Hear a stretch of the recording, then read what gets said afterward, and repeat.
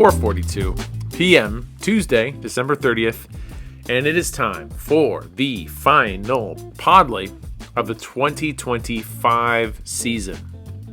We're back one last time for the end of the year. Congratulations, Peyton. First-time champion. First time making it past the second round. Playing against a fellow Carey. Getting the win over Cal. Cal, killer season. Back-to-back finals appearances. It's hard to do. And it's really hard to do in this modern time. But killer finals. It just seemed like it came down to, I think even Diz pointed this out in the group me of like Peyton just had a full gamut of players at that first early slate of games, and I would be nervous if I had that, especially if my second player and my only remaining player for the rest of the matchup was A.J. Brown. But, you know, Drake May just put everything at ease. Achane didn't even have a crazy game. Like, it just was, Peyton's team just kind of clicked on all cylinders. That, like, Chase Young touchdown, I think, really was the straw that broke the camel's back a little bit for Cal. I mean, like, you can kind of tell yourself a story of, like, CMC will do his thing, and he certainly did.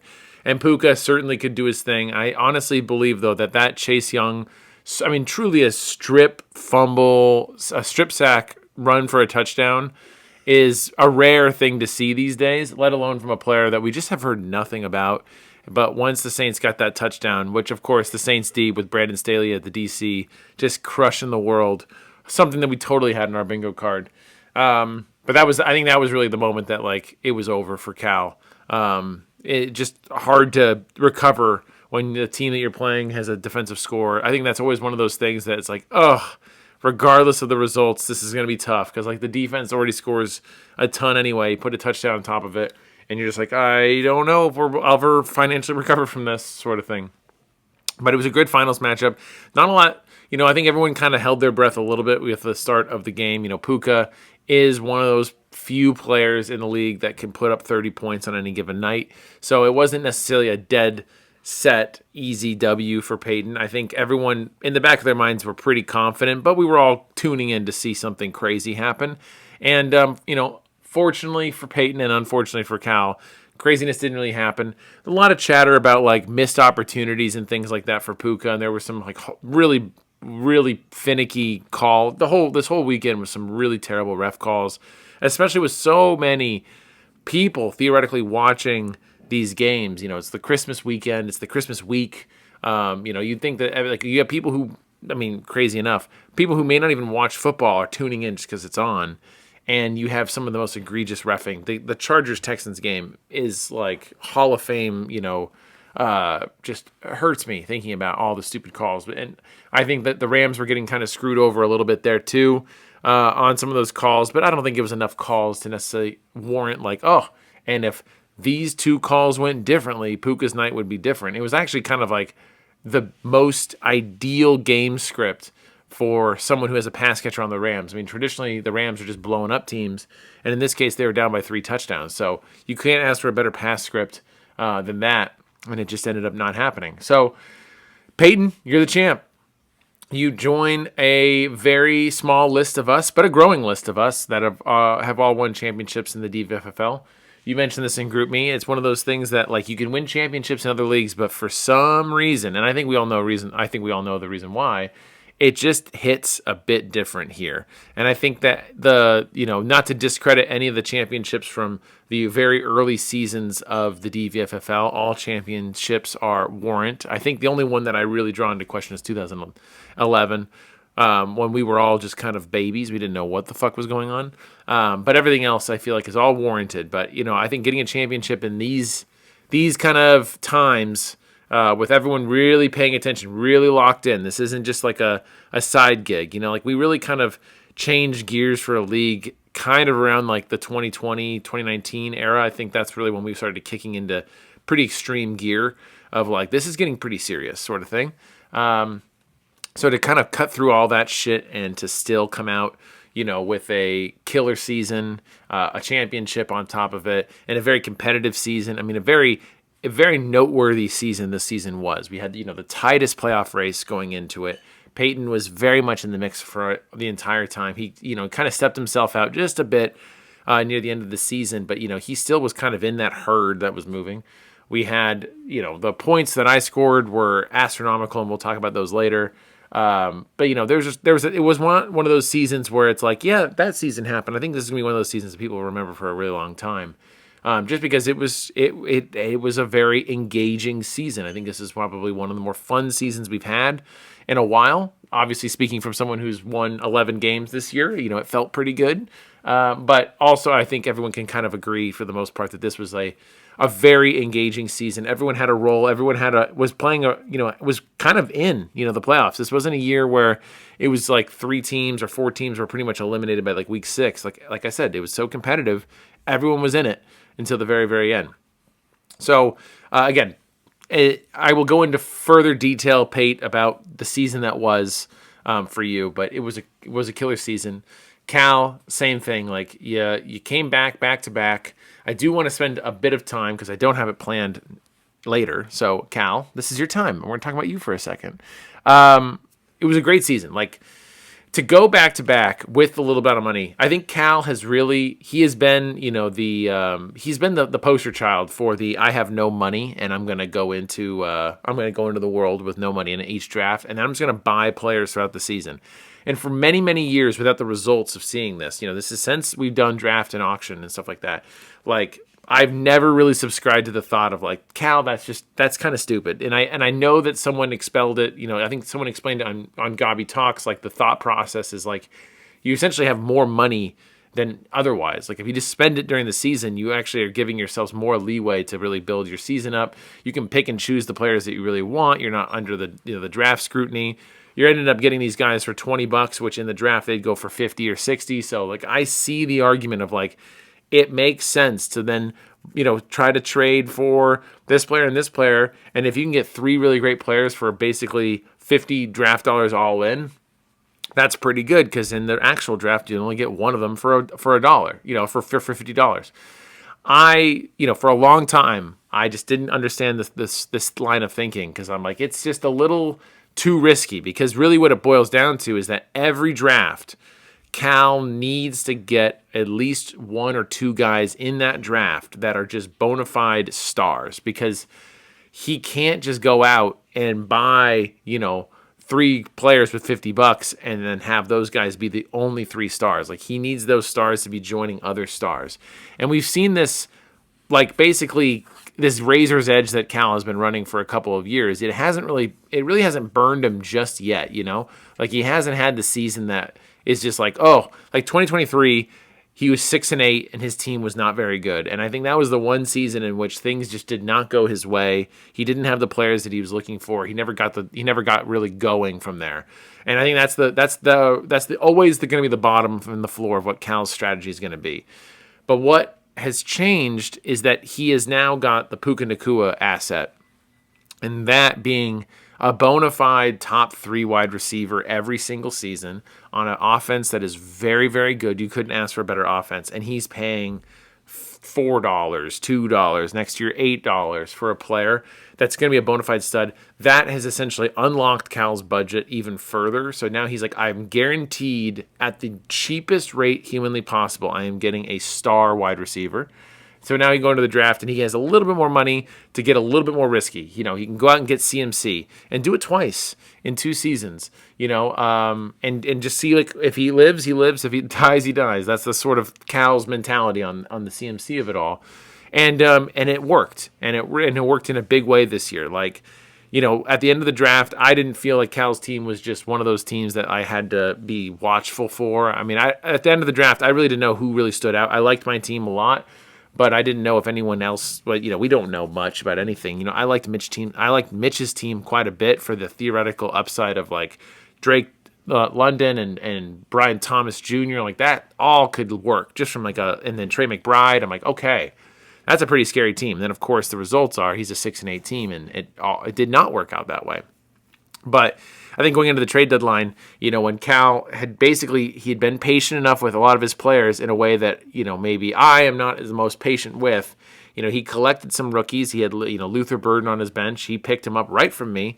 And, it's funny. One of those things where I'm like, that won't matter. And then later in the season, I'm like, that would have been nice, to have.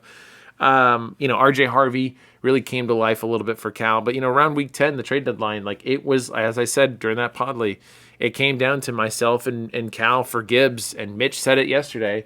I honestly think that him not getting Gibbs was actually a blessing in disguise, because what Cal would have to have given up to get Gibbs was probably going to be something large, But Rice also fell apart. Adams wasn't there near the end, and I think Cal can easily tell himself whether he got Gibbs or not. That doesn't matter. I mean, he made it to the finals without Gibbs, so what am I saying? But there was a world where he could have actually diluted his talent a little bit further. I think RJ Harvey played so well that he kind of outscored Gibbs near the end, which is just an insane sentence to say.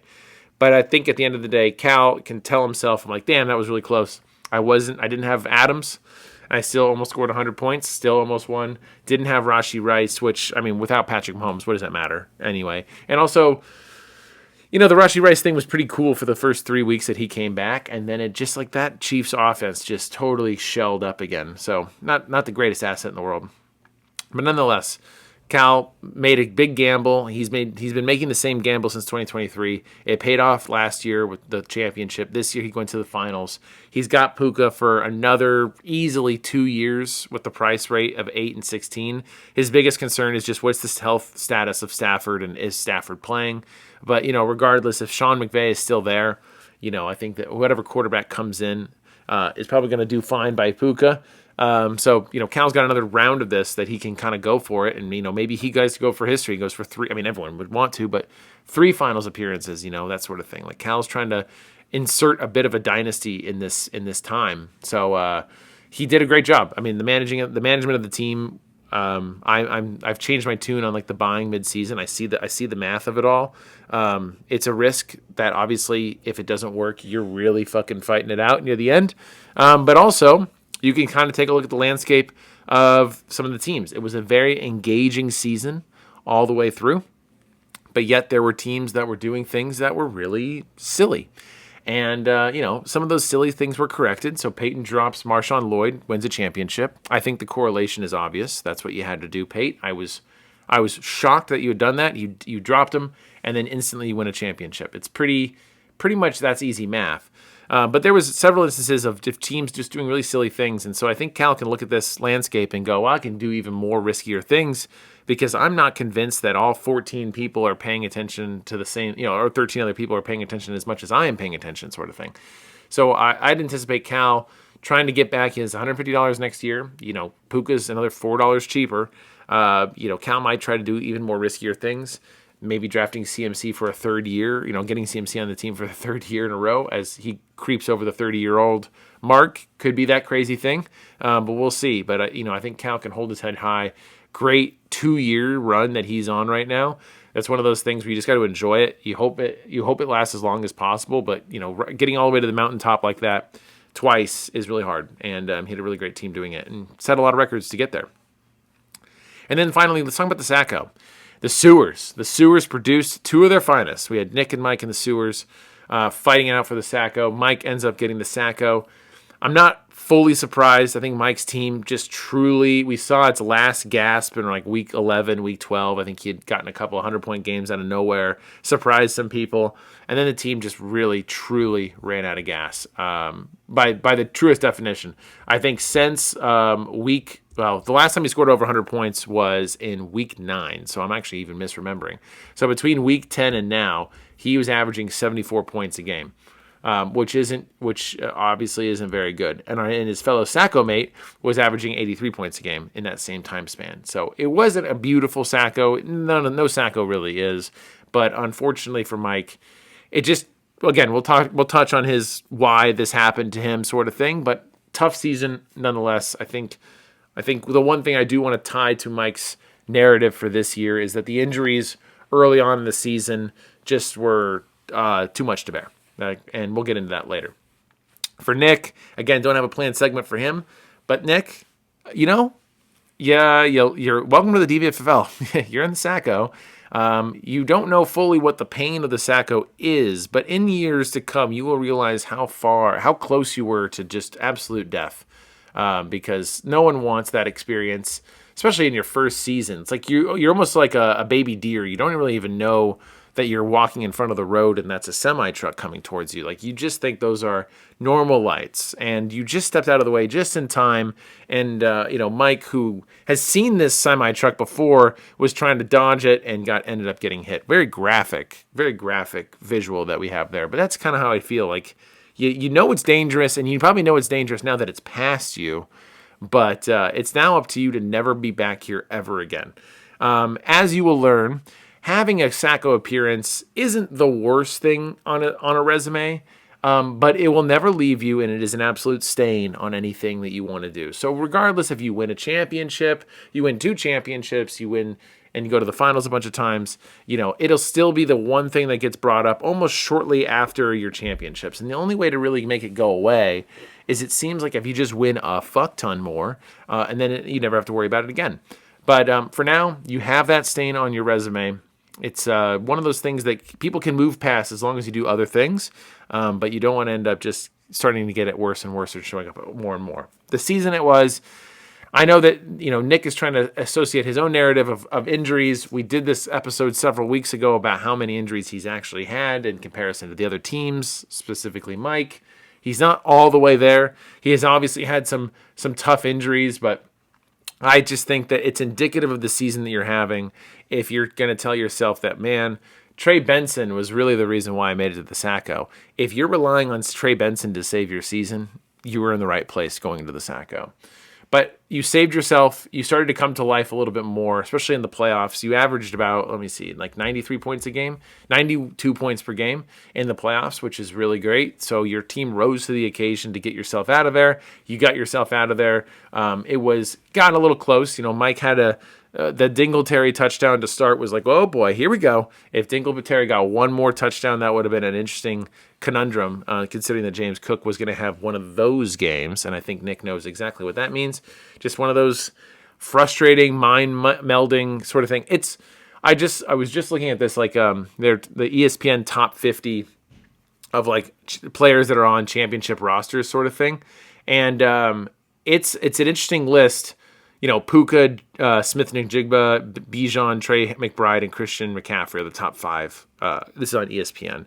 And it's one of those things. James Cook is like right in the top 7.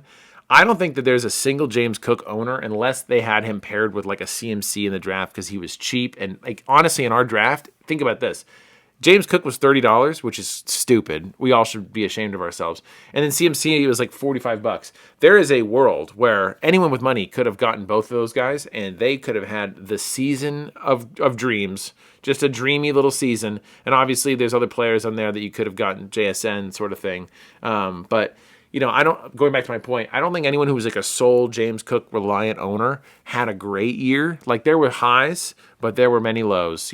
There was very many like head scratching, just like, but he's cooking, and then they don't use him, or he is using and he is working a lot, and it's always like that week. It didn't seem like that was enough for James Cook owners. I get that. That's the same thing. He's kind of in the same ilk, weirdly enough, as the Derrick Henry experience. Like first time having Derrick Henry. The moments are thrilling when it's working, but when it's like you can see it working, but it's not like the coaches aren't doing anything about it. Like that Patriots game where Derrick Henry had 10 touches, he had 100 yards. I'm like, I got a novel idea. Just give him the ball more. It's a very simple thing. I think James Cook falls into the same camp of like that you guys are winning. He gets 6 yards a carry. Like maybe just give him the ball. But with James Cook, it's hard because you have fucking Josh Allen there, and I think Josh Allen, as he's getting more and more stardom, he kind of takes the ball and does a little bit more hero-iness. On a big picture scale, this Bills team, I don't know. They got to do something in this playoffs right now. Like they need to like actually show it, because otherwise, I think this team has to be like, they need to get an alpha wide receiver. Like this is kind of the dream state for the James Cook like value, unless they change their whole philosophy or like they fire Joe Brady or whatever. But like this is perfect, because like when things don't work, just run the ball. I think eventually they're going to get a pass catcher for Josh Allen. That might change maybe how they run the ball. Regardless, I'm getting off script. Nick survived due to the likes of James Cook. I'm sure he felt a lot of offers during the trade deadline to get rid of him. I think this is a nice lesson for anyone, well, everyone actually, because we all might be there one day. That if you're not going to have a season that you want, I think the day and age of like, hey, I'll just sell off everything and then I'll just make it work and stick it together isn't going to work. There's too many stars in this league. You know, look at some of these teams at the end of the season and you're like, how did this team get assembled? There's like 7 stars on it. And then you look at the teams that didn't make the playoffs or are in the sewers and you're like, oh, yikes, I can see how this ended up happening. Like that happens every year. So I think the fact that Nick held on to his star, James Cook was like someone you could say like, okay, and I have James Cook. You have to deal with James Cook. Brock Bowers the same thing, but he's a Raider, so you never trust a Raider. And as well, we learned the very important lesson there. But Nick held on to his stars, and I think that was really the main reason. I know they weren't the biggest thing for the finals, but just having that little comfort blanket of like, I'm gonna be okay. Like this guy is here for me. I'm gonna survive. I think the last thing I want to say about the Sacco is the biggest thing is that we didn't have Cody or Brandon in it, which is remarkable. Like that's such a big thing for the league. We didn't. I think even when they were sitting there, everyone was like, "Ah, damn it, here we go again." Like we just don't like. It's almost like to lose that much, to have the entire league rooting for you to not get there while in that situation is an incredible like social experiment that has taken place upon all of us. Like. I'm actively like rooting for Cody not to get his 7th Sacco appearance. Like, because we're just bored with the result. That's incredible. So for both of them, launchpad to a really successful career, because not only do we not want to see you lose, we're actually kind of rooting for you actively to do better. And so if you start winning, we're going to be like really happy for you. It's like the opposite of like anyone else, like myself or Cal or Christian or Dill. Like anytime we're in the Sacco bracket or the sewers, it's like everyone's like doing their prayers at night. They'll pray for a good health of their friends and family and hope that we lose in the sewers. That just seems like that's a guarantee. So Cody and Brandon, embrace that positive energy. That's namaste energy right there. People don't want to see you fail. Okay, that's my pre-ramble. Can you imagine that? This is going to be a big fucking episode. I've already rambled off on Bills roster construction and the future, the playoffs with the Bills. Let's get to this fucking show. That's 20 minutes to start. We have a lot to cover. This is the recap episode of the 2025 season, so it's only fair that we go to different places. I've got segments. I got multiple segments that I want to get to, so this might run a little long. I'm already getting there. I feel like we're going to get there anyway. That would mean several things. One, it is easy to follow along on the recap sheet on the Nut Report. I have noticed that, generally speaking, I'm always in the Nut Report, always adjusting, mostly design things. I continue to make things better. I didn't see a lot of Nut Report action this year. Tisk, tisk, tisk. But this year, the recap is a bit different than your average Nut Report. It has the brackets, which are saved at the very top.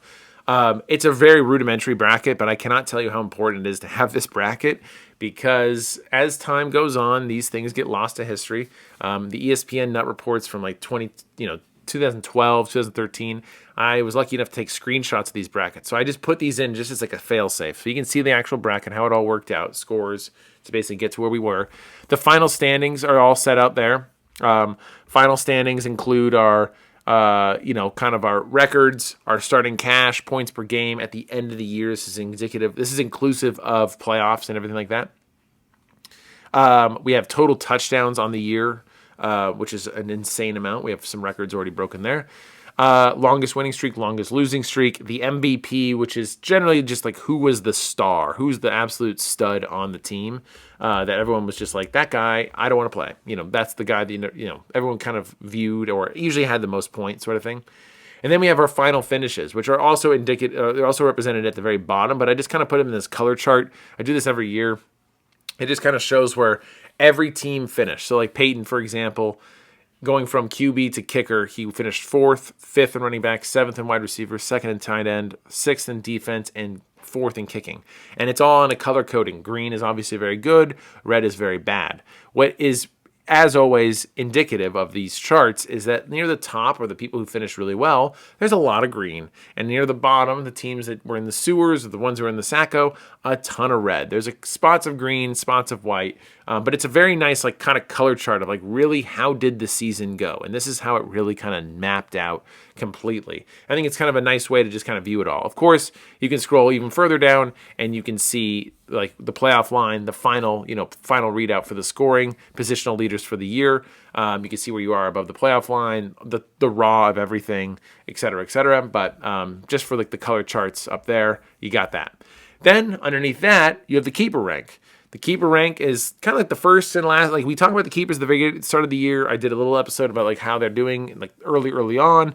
But it's hard to track because like there's movement between keepers. Keepers get traded, et cetera, et cetera. Not something I really want to follow all the time. So I just put a kind of a keeper rank. This rank is basically based off their finish. Obviously, running backs score more points than wide receivers. So you'll see running backs a little higher than wide receivers. But you'll see like what their keeper was, their price to keep that player in 2025, their finish, their budget that they had in 2025, and their 2026 budget, which will represent the fresh budgets, which I will be posting shortly after this podcast. Probably already seeing it by the time you're listening to this.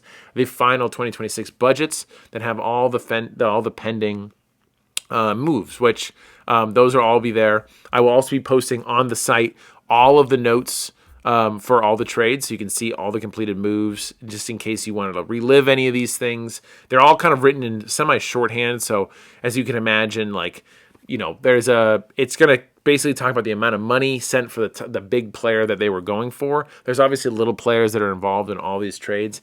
That's more or less for what you can find on Sleeper. These are just trying to cover the cash and how cash got exchanged, so you can kind of see how did you end up with $215 or 200 and whatever dollars. So that is there. That's going to be on the website, and it's also represented here. It's also on the budgets tab with the historical stats, et cetera, et cetera. Weekly points, that is familiar, obviously. And then position leaders are all familiar. So that's just kind of like a nice recap of just what we did as a league this year. Additionally, I want to direct your attention to the historical stats, of course. Historical stats have all been updated. Which is great. We love an updated historical stats slide. Here we have the represented new champions. We have Sackos, all that stuff. We also have some interesting prompts that I would like to ask you all. In the all-time playoff standings right now, we have rarely do we get a lot of shifts. Like it usually is like a championship will shift something, this, that, and the other. I have always created a system that is always like 1 point for a championship, half point for a finals appearance, minus half point for a Sacco appearance, minus full point for a Sacco championship.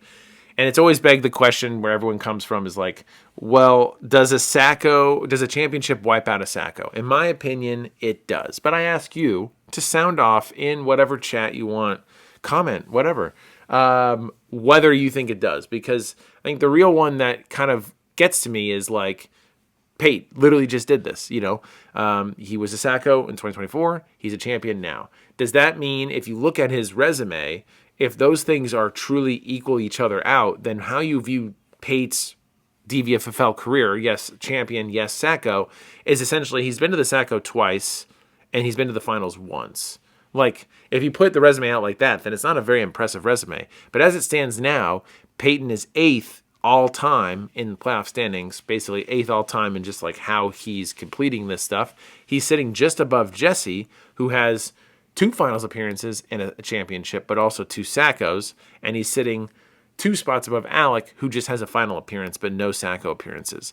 My question is, does this feel right?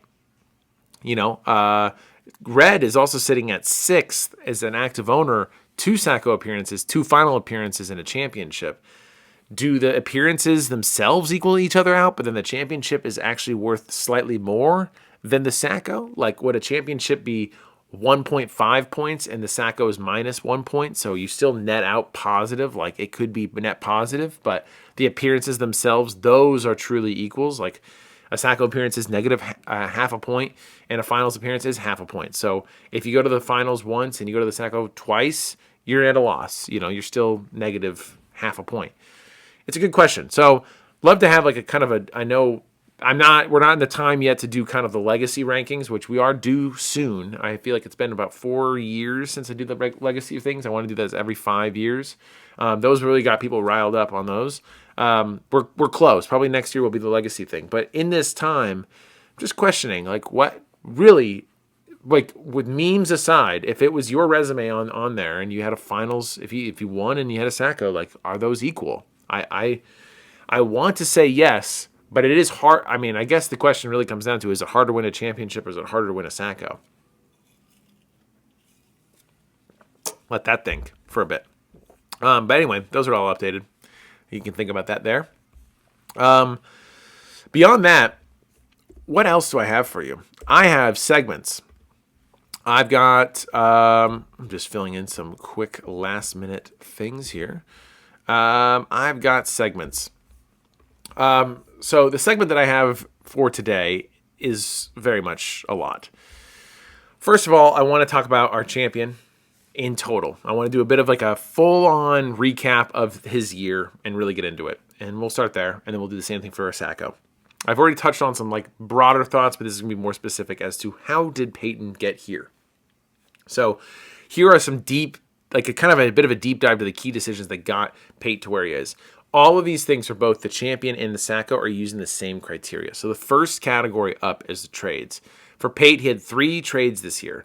The first one, kind of in descending order of the most recent to the earliest, I should say. On week 10, he sent B-Rob for Slayton and $10 from Cal. So Cal purchased B-Rob from Pate. He had Slayton. I think Pate said at one point he liked Slayton. Sure thing. The $10, I think, is what you like the most. And so he got $10 right there for exchanging the handcuff. A risky move. Can you imagine an alternate universe where CMC gets hurt and B-Rob's right there and Peyton would be like kicking himself that, you know, he could have held B-Rob back from Cal. Scary stuff right there. I have done this exact same trade, not for these exact same players, but I've done this exact same thought of like Gare, the last time that Gare and I met in the finals, he offered me the handcuff that I needed. And I ended up saying no because I was like, I think I'm going to be fine. And I think it was actually exchanging of handcuffs. I had his and he had mine. And I'm like, no. I want to hold this over you. I want to hold this anvil over you. Come to find out, you get to the fucking finals and it's the handcuff that I need that he has. That's again playing against me, and the handcuff that I had that he needed didn't end up mattering. And this is always the risk with handcuffs. So, it's a risk to like send away to your, technically a competitor there to be like, here, have more insurance. But Pate got $10 off of it. Not a very consequential trade there. The other one, though, as everyone has been really much, can't stop themselves from talking about, is the Mason Taylor plus $12 for Trey Henderson from Cody situation. So obviously Peyton sent Mason Taylor and $12 to get Trey Henderson. Trey Henderson seems to be the star of Wilson Time's mind because that's all. It's almost like there is a narrative being built up right now that the reason why Pate won the finals was because of Trey Henderson. Travion, since week 14, he had a bye in week 14. Obviously, week 15, he had 28 points against Buffalo, which is obviously, field flipping sort of thing. To be honest, though, he played Dill that week. Dill had put 77.98 points up, and Pate put 126.4 points up. Let's just play the game of just eliminating all 28 points from that matchup. Peyton still wins, so it wasn't like super consequential there. Then Travion did 1.2 points against Baltimore because I think he got concussed or something like that. So gone. Didn't really contribute there. And then last week against the Jets, 8.2 points and got multiple red zone carries and really didn't do much. I'm not trying to poo-poo the fact that Travion is really, really good. He did have 2 back-to-back weeks of 27 points. He had 28 points. I mean, like, it's pretty significant. I just don't want to associate the entirety of Peyton's success with getting Travion Henderson on the team. I think that is not necessarily giving a lot of credit to the other things that Peyton has done, which I will be getting to very shortly. And the last trade that Peyton did is he sent away T. Higgins and A.O. Manor plus $25 to get A.J. Brown from Mike. Ultimately, I think this was a massive overpay. I would rather have, honestly, T. Higgins and that $25 in A.J. Brown. I know A.J. Brown has had some nice games, and at the end of the season, when you're looking at this in 2026, you're like, oh, how did A.J. Brown do? As you try to think about maybe drafting him, you're like, oh, it wasn't that bad. I just want us to remember that it was not a fun experience for A.J. Brown. I mean, just short of him obviously saying, like, I wouldn't play, he made a lot of comments to the media.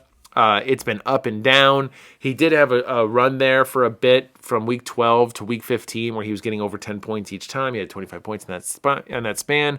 And then it just falls back to earth again. And this Eagles team is not a team that you're just like having a great time with.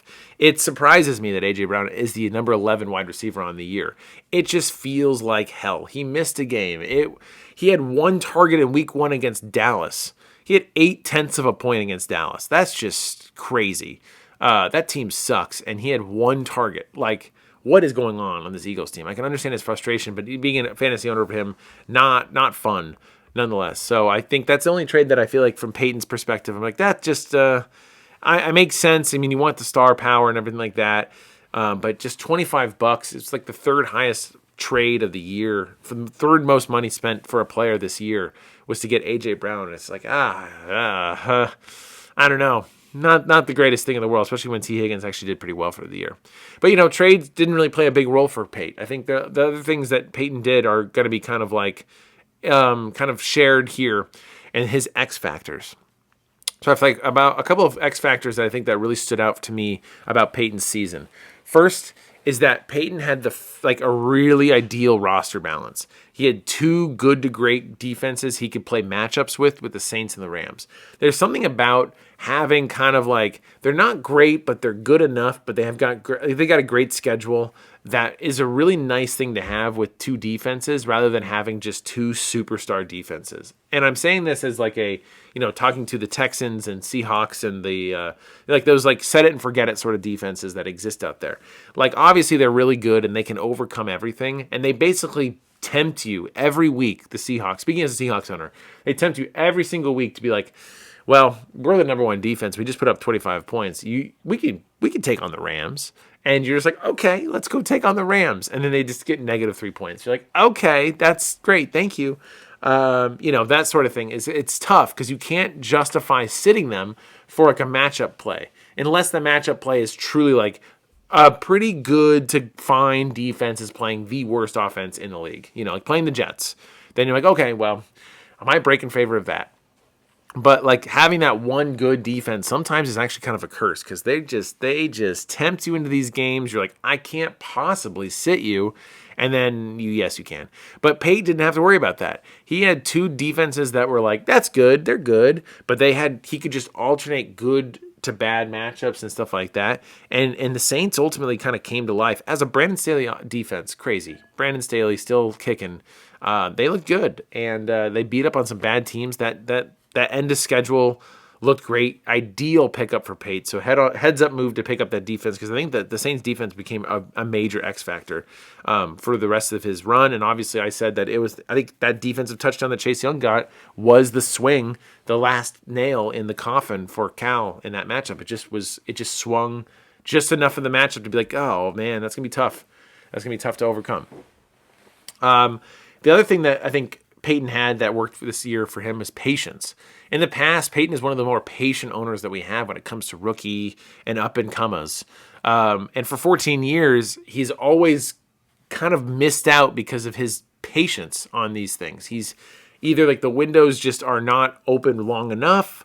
They're open from like week 9 to week 13, and suddenly in the playoffs come around, those windows that didn't work, or an injury takes place, or just he puts the wrong person in the game because he's waiting on this to work, or like everyone's cooking at the same time. A lot of just indecision. That's always been Peyton's kind of Achilles heel, is like roster lineup indecision. And this year he nailed it. He was not only good with like the lineups because he had the perfect roster balance. He had the defenses.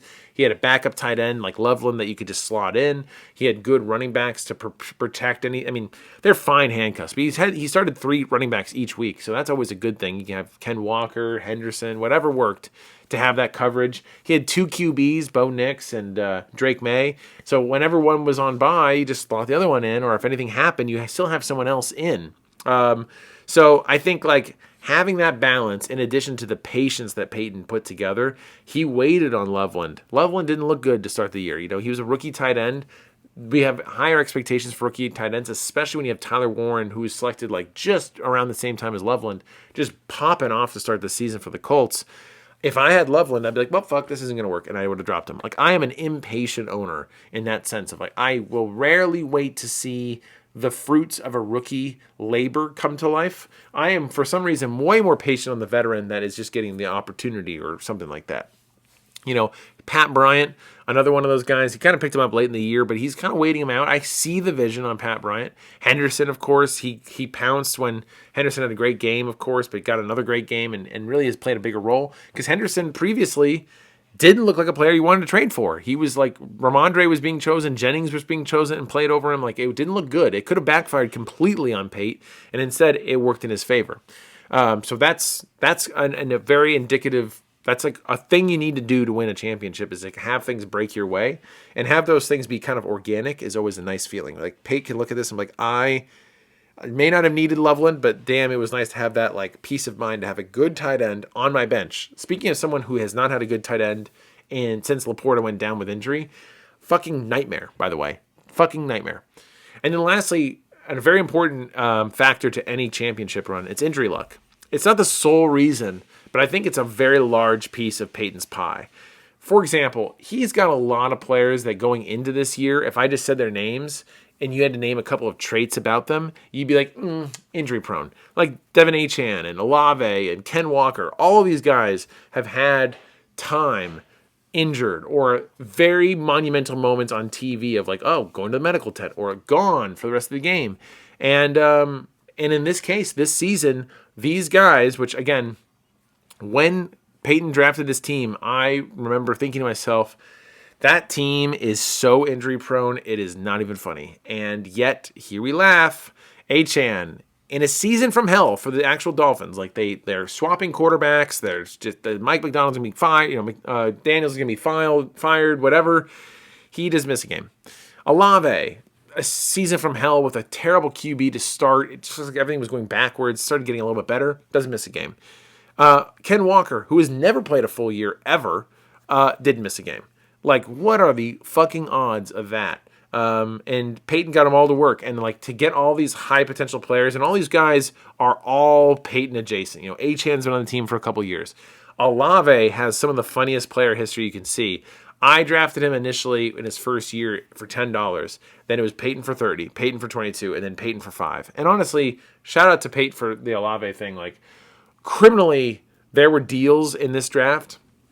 I talked about James Cook for $30. There's several other people out there that you're just like, CMC as well, where we're like, whoa. At the end of every year, we always look back at this stuff and we go, wow, we don't know shit. Like, every time you leave a draft and you think, man, that was a competitive draft. You look back on it 14, 15, 16 weeks later and you go, what the fuck are we thinking? Like, this is just so obvious. And like, Chris Olave is like one of those players where it's like, what are we all like? Is that injury blanket that goes over our brains that powerful that we really thought that Olave wasn't worth $6? I mean, he's still good. We can all admit that he's a good player. You don't believe that he can play for the whole season, and he does. But even then, if I get him for 10 games out of a 17-game season for $5, I'm fine with that. I mean, assuming he plays really well. And he played extraordinarily well. And again, going back to the draft process of it, like, I just don't know how did we fucking miss this? Like, did we all respect Rashid Shaheed that much that we were like, Olave, I don't know. There's a lot of mouths to feed there. Was it the quarterback play? Because it doesn't scare us off from like Jerry Jeudy, who got drafted, I think, for $6 or something like that. Like, that quarterback play is just as bad, if not worse, with Dylan Gabriel. Like, we knew that was going to be the case. So, or Joe Flacco, whatever it might be, The same thing happened to Michael Pittman. Michael Pittman was like $2 or $3 or something like that. Like, at some point, yes, we are baking in some level of a discount because we have a general distrust of the system around it. But again, like, a value's there. At some point, it's like, hey, are we going to price enforce this? Like, Jesus, this is like less than $10 for a starter. Who now, every single week you look at the wide receiver rankings and you see Olave top 10 because he's good. So great deal there and great injury luck there. And then I think the one thing I want to quantify, the last category within like this recap of the season, is like, what is the week in which it clicked that there could be something happening? I feel like there could be a championship thing happening here, or a change of scene, or a change of like approach. And honestly, for Pate, and this sounds absolutely crazy, that week was week 1.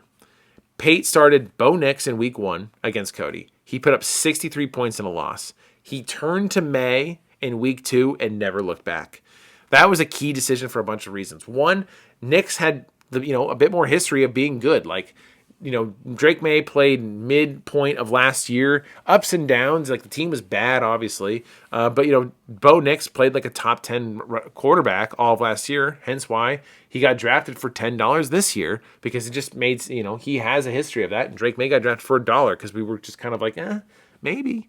Funny name, maybe. But instead, Peyton was able to make the move really quickly. Like, that's a hard decision to do when it's like, that's the QB that you kind of planned on working, the only thing I can think of is like Peyton had his priors on Drake May of like, I really like this guy. I can't believe I've got him for $1. Another fuck up from us on the draft.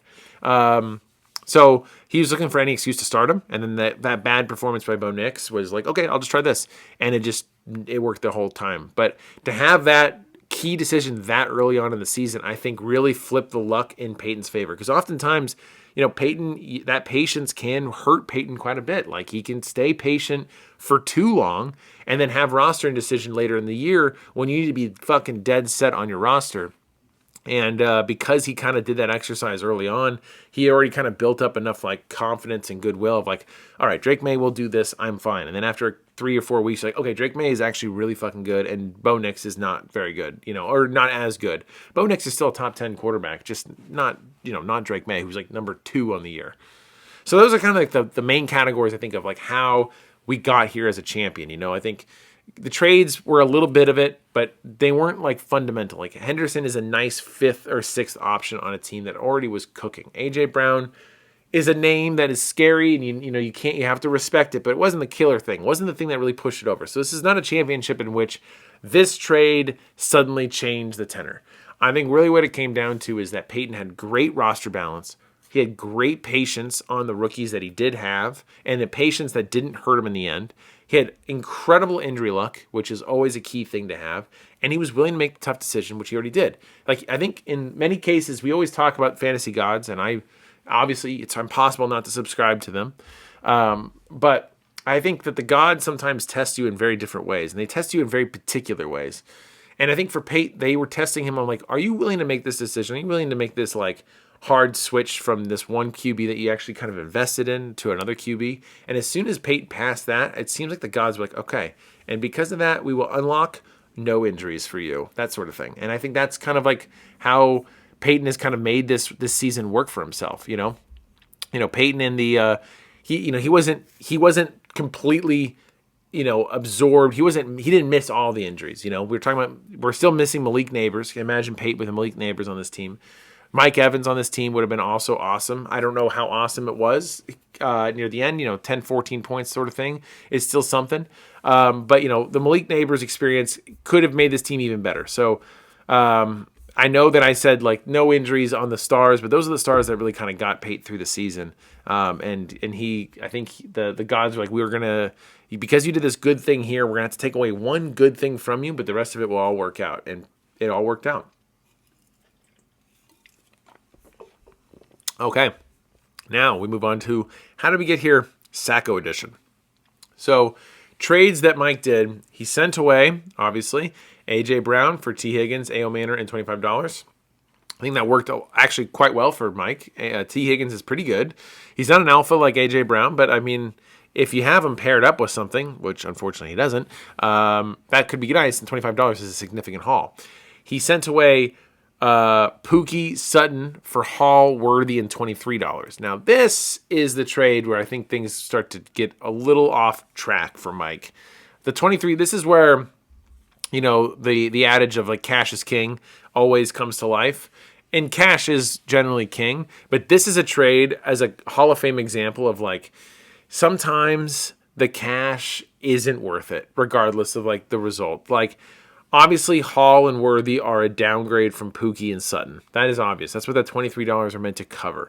And it is like, in a vacuum, that trade is fine. But in the vacuum that doesn't exist, that's the hard part with Mike's team, is that at this point that he's making this trade, he's already lost all the running backs that we've talked about. The Connor, the Eckler, the Najee Harris. So Pookie kind of represented the running back left on the team, and Sutton was a nice peripheral piece that was paired up with A.J. Brown. And if I told you, like, hey, this team has A.J. Brown, Sutton, and Pookie, you're like, okay, like, you know, frisky team, probably not going to win a championship, but frisky team. And then you swap that out to be, this team has Hall, Worthy, and Higgins. You're kind of, and Higgins. You're kind of like, oh, okay. Yeah, Breece Hall on a really, really bad Jets team that can't throw the ball at all. And Worthy, who is not returning the value. I think that injury he got in week 1 just totally fucked him. Like, I think he was in for a good year. That injury fucked him big time. Again, the $23 that Mike ended up getting just didn't. It's not worth it, man. Just not worth it. Not to say that's one of those trades I think is really like, I think Sutton and Pookie could have saved Mike from the Sacco a little bit more than Hall and Worthy could. The $23 is nothing. He did send away Laporta for Kelsey in Washington, which obviously I'm on the end of this. I loved the Laporta thing. I'm like, this is great. This is great. And it was great for like 2 to 3 weeks. And then it wasn't. And then Kelsey, for the most part, for the most of the season, was a top 5 tight end. So I traded away a tight end that was older on a team that was worse, and he ended up playing better. Who knew? And then the trade that I thought was really good for Mike was he sent away Zay Flowers at $17 for Javonte in week 2. Now, he made the big bet. Javonte was on sale. Tanner was selling to anybody. That's another lesson there. Like, sometimes those early season sales, which I don't know if Tanner will ever do again. I don't know if teams will ever do again because, again, high risk, man, because this is how it could turn out. Like, Javonte was a top 10 running back all year round for $17 in Zay Flowers. And I know Zay's up and down, and he's the perfect pair for this kind of thing. And also, he's a love. He just is loved by Tanner. But, this is a great trade that Mike, capitalized on. And there's a world where, like, if Mike didn't have all those injuries, Javonte, Connor, Najee Harris, and Eckler is a very decent running back core with, Sutton and A.J. Brown paired up away. Like, I see the team. I see the team, and it just ended up not working out that way. I think where I got confused with a lot of the trades for Mike this year is that, like, it made sense to start when things were like when things were leaning Mike's way, and when things started to fall out of Mike's way, like season's not looking great, I'm gonna just kind of blow up the team a little bit. It's really the Pookie Sutton Hall Worthy trade that just totally shot Mike in the foot. I mean, it's a good amount of money, of course, but it's just that was the trade that I think that really imbalanced the team to a point where it's like there's really no coming back from this. Like, Hall's good, and obviously he showed up in this week, but he's just not, like, it wasn't working out like the Pookie thing would. And I think honestly it's the Worthy of it all with Kelsey on the team anyway.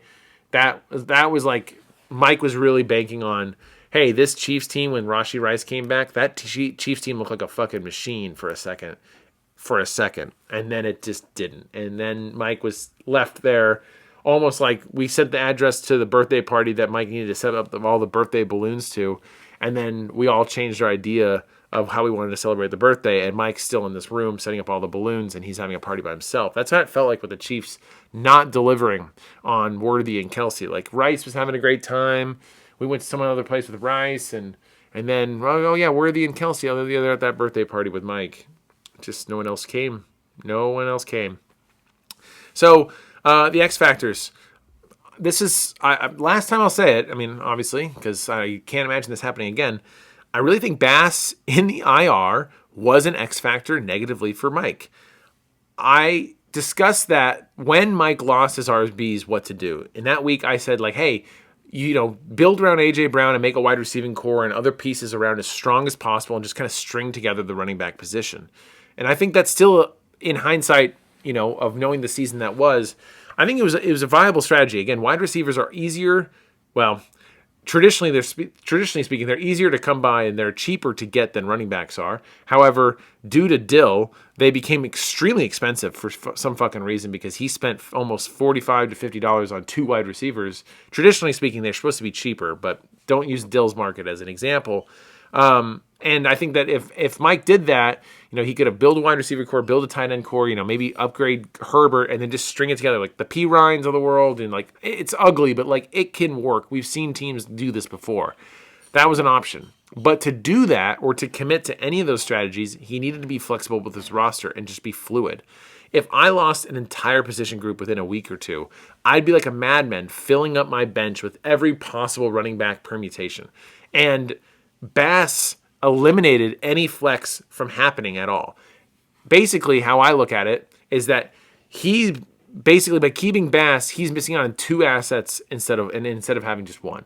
Because if you have Bass in the IR and you have a player go out on an injury for a week, that's the end. There's no additional changes. Like the team is there, neutral. That's where it is.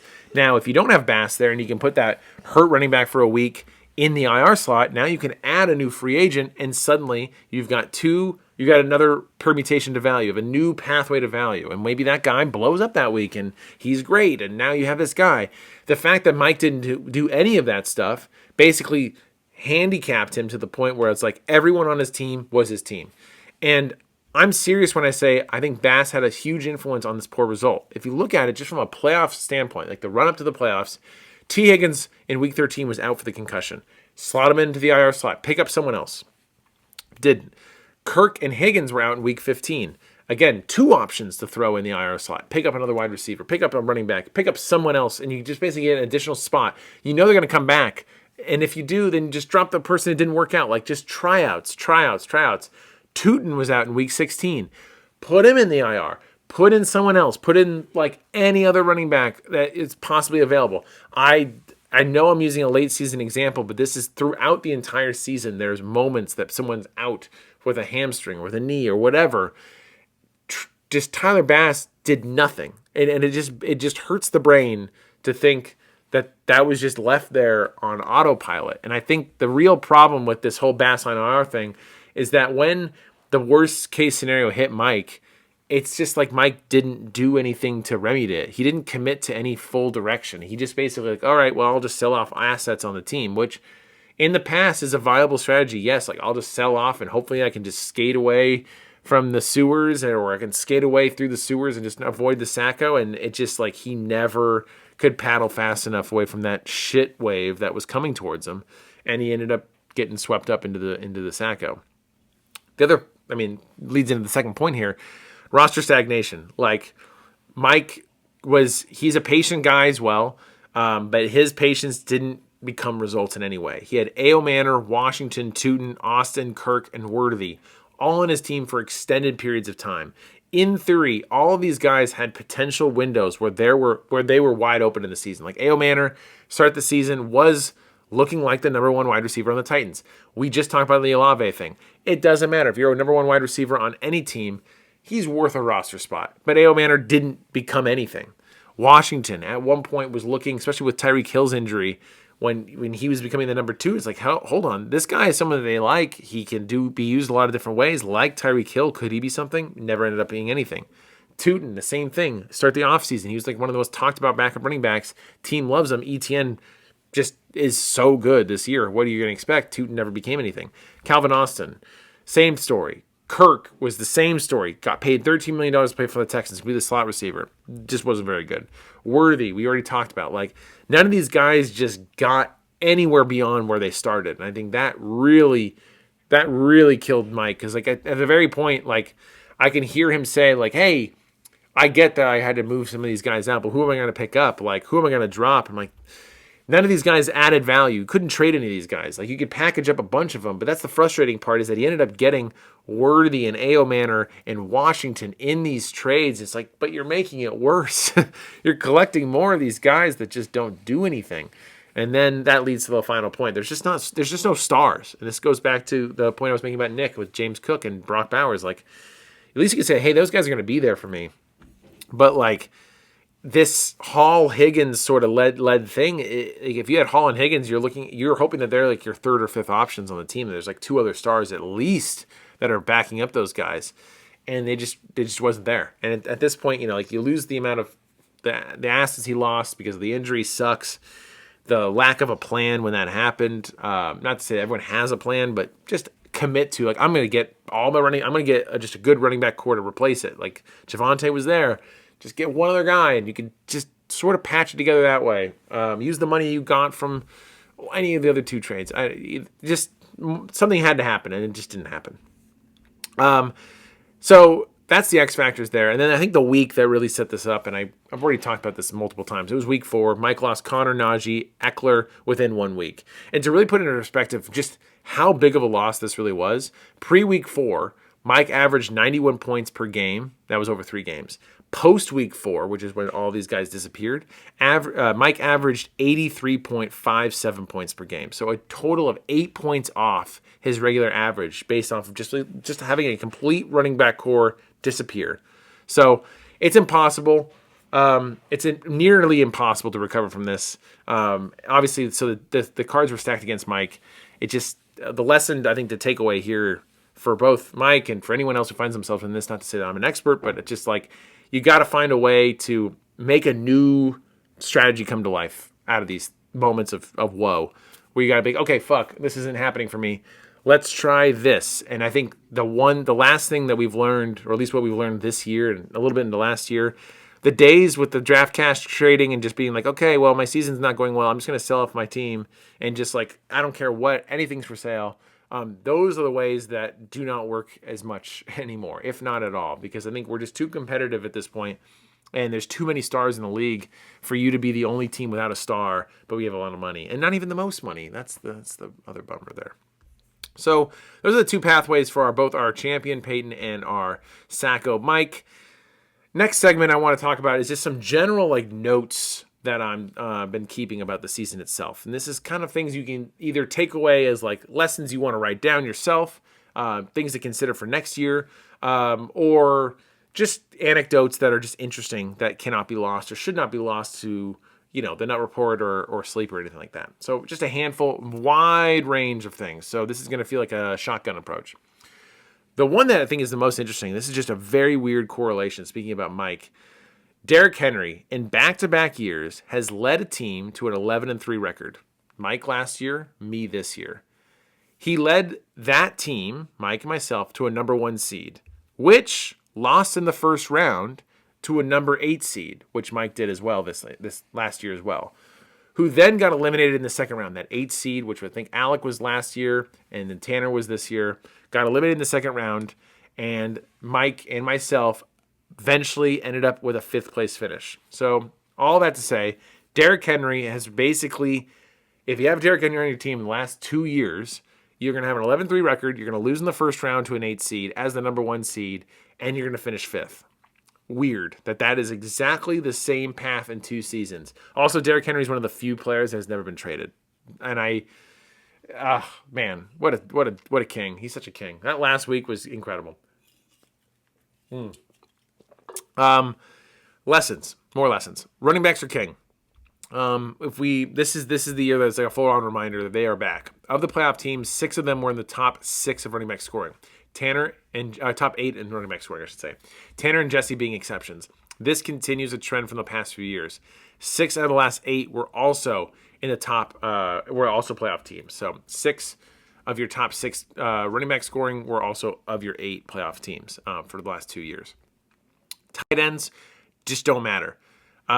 Being good or not good at the position is not an indicator of success. There's really, you can look at the color chart there on the recap. It doesn't make any difference. There's just red over here. There's some champions are, they've got the second most in tight end scoring. Other champions are 14th, 13th, and just, it's not an indicator of anything. And again, I talked about this at the very beginning of the year. We spent so much money, of equal amount of money. I did that whole, remember this last little bit of this little insight here. We spend more money on tight ends, or have the last couple of years, than we do on quarterbacks. Yet quarterbacks score 2 times, if not 2.5 times more points than tight ends. Tight ends are a luxury to have. Of course, if you have a really good one, they can really make or break a season. Trey McBride is really fucking good. But to miss on a tight end and spend a bunch of money on it, ooh, that is an instant way to get your draft all fucked up. Because at the end of the day, there's going to be 5 to 6 on the waiver wire. There's 3 that are $1. Look at Jake Ferguson. He was serviceable all year for the most part for $1. Dallas Goedert for $1. Like, it's just one of those things where it's a crapshoot. Take as many shots at it, but don't waste your time. It's just not really worth it. Next little anecdote: the top 5 QB scorers have made the playoffs 3 of the last 4 seasons. Without fail, if you're in the top 5 of QB scoring, you're going to make the playoffs. It continues to be the biggest indicator of playoff success. It cannot be the sole reason why someone makes it, but it certainly helps. The only exception was 2 years ago. I think it was Jaden's first year with Jaden Daniels. He did not make the playoffs with Jaden Daniels, but had Jaden Daniels with it. So I think that's right. I'm trying to remember that. But yeah, I said this when I played Tanner. Having a top 5 QB is a true scary indicator. I learned a lesson there. Like, choose the team. Another note to write to yourself in flex seating: if you're debating someone for flex seating, choose the team that doesn't have the top 5 QB. Chances are they are probably worse. But that's one of the indicators there. And then a new trend is afoot. For 4 seasons between 2018 and 2021, the scoring leader of the regular season won the championship all 4 years. Since 2022, the scoring leader has won once in 4 years. So for the last 8 years, we've just seen this big shift of scoring champion to now scoring champ, not even a guarantee to make past the first round. Since 2021, the top 7 in scoring have made the playoffs. Since last year, the top 8 in scoring are the same as the playoff teams. So we've had a long history now. If you score at least in the top 8, you have a really good chance of making the playoffs. Pretty easy, simple situation there. But since 2024, the last 2 years, the playoff teams are the top scoring teams in the league. So it's almost like we're becoming very cut and dry at that point, where there's no more years where a team that's like 10th in scoring is making the playoffs because they got these lucky wins sort of thing. And then this is kind of a skewering here towards our good friend Dill. Dill, if you didn't know, just wrapped up his 7th loss because Drake London didn't do anything in that game. And so all stats are accumulating, which is the 3rd longest losing streak in DVFFL history. Up until week 11, Dill averaged 108 points, which was the 5th most points in league history. I mean, Dill was right there with me and Cal and Christian. Like, a whole bunch of us were just we were cooking right there. Since week 11, he's averaged 78 points per game, on par with Gare's crapbag season in 2022, where he went 2-12. He's the first team since 2019's Mitch's team to lose the last 4 games of the regular season as a playoff team. So he basically just tanked. Ironically, there has never been more of an important player on a team than Drake London. Drake London alone is the reason why Dill went from a top 5 scoring contender to crapbag-esque. That is maybe why he spent $30 on him. But to be the first team since Mitch in 2019 to lose the last 4 games of the regular season as a playoff team, no playoff team does this. This is just a rare thing. And Dill did this to the tune of the 7th longest losing streak in DVFFL history. 3rd longest losing streak in DVFFL history with 7 losses. Drake London is that important, everybody. That fucking important. And he didn't even have Drake London the entire year, but to go from 108 to 78 points is fucking crazy. Dill's team completely shit itself. I mean, I know we always say this is the Brandon approach to everything, where Brandon's team is really hot to start the year and then just slowly tails off and he misses the playoffs. Dill just sped run that because he got right to the week 11, right when the cutoff point where it's you can't do anything about it. And then Dill's team just truly just the rusty bucket, the little rust wagon that he's in, just the wheels just shattered off, tetanus everywhere, just terrible. But Dill made the playoffs and just lost every way, all the ways he could until the very end. And the last thing on the stats point, which will transition us into this next segment, is that there's been a lot of discussion about myself and Cal this year with the amount of points we've been scoring. Cal and I both had 14 100-plus point games this season, so that's combining the regular season and the playoffs. I had 13 in the regular. He had 11 in the regular, smashing the past record of 10 which was held by Crapbag, by Gare. Ultimately, Cal has the third most points per game in a regular season, 110, slightly behind Gare's 114 points. My 121 points in the regular season is the now new record for a regular season scoring. It feels stupid. It feels like a mistake took place. I'm not going to lie. This is one of those stats that I just don't think can ever be broken. It took us nearly 10 years to break the 114 points per game mark, and I really have my doubts of the 121. I mean, like, the team cooked. During the regular season, only one time did I not have over 100 points. That's crazy. So it kind of leads me into this segment of, like, what are some records that I think will never be broken? And if you're trying to wonder yourself, oh, that's a good thought, dvffl.com/records, check it out, has a brand new records page that I've been putting together. I've been working on this quite a bit. Essentially, it's breaking everything out, all the same kind of stats that are there. I've broken them out into categories. So we have league records, which represents like things that are cumulative of our careers, which are like most 100-point games ever, consecutive winning seasons, et cetera, et cetera. Then we have season records, which are records made in a particular season. So like the best records, winning streaks, losing streaks, most points per game, that sort of thing. And then you have playoff records, which are just, of course, indicative of the playoffs. And then you have game records, which are like highest score, lowest score, most touchdowns in a week, sort of, that sort of thing. So this led me to believe to this other prompt, which I would love for the Wilson Times of the Vol to also ask the same question. What are some records in the DVFL that we just think are never going to be broken? There's obviously records that are ongoing that I think are, like 100-point games, like those are thresholds that we're not going to really pass for a long time. But I was thinking about this in relation to the points per game record. Like, I just don't see a world where 121 points in a regular season are going to be broken anytime soon. I'm selfish because I own that record, but that's just bonkers. It truly is crazy. Like, we are a competitive league. Getting 103 points per game out of a season is really great. Like, that's a great season. To average 121 is just wild. So I don't think that's ever going to change. It could get close, but it took us 10 years to beat 114. And only one of us really technically did it. Cal is right behind it at 110. Another record I think is not going to be broken is the best record of 11-2 by Brandon. It was one less game back then, yes. But in 2019, it also represented our newfound competitiveness. I think it's like the dawn of the modern DVFL. And I just don't think that we're ever going to go back to a place where it's easier to do that. I mean, I was 11-3 this year, and that's pretty close with the points per game. Like, I feel like the person who's going to beat the 11-2 is going to have either an even more insane points per game record than I did, which would be like this, the season's almost over. I feel like at times it teetered on just like, Jesus Christ, I'm cooking so much. Or it's going to be a team that is just lucky, like really fucking lucky, blatantly lucky on these games. Like those Sunday nights that really go their way, to not have them collect 2 losses. I mean, that's just a hard record to do with how competitive we are. So I think the 11-2 thing is going to be here to stay. I also think, I do think on the flip side though, the worst record of 1-12, I do think can be done again, considering it's a shared record right now between Cody and Mitch. I do think that someone at some point will do a 1-12 thing, because again, on this, you can't have a super competitive league and then not have one of these things where I could see an unfortunate season where someone's just bottoms out. I mean, it's like bad, like they don't do anything and it just gets bad. So I think that one could be actually broken, or at least split. I don't think anyone's going to ever go winless. That'd be crazy. Another one I think that will never be broken is the lowest points per game. Cody with 58 points per game in a season.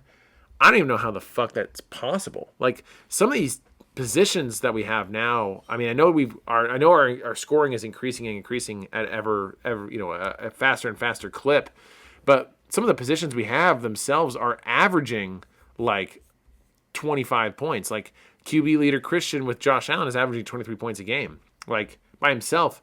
That's half of the amount of points that Cody averaged in a week, and he had 9 people starting for that. I don't know how that will ever be broken. I mean, that's so fucking low.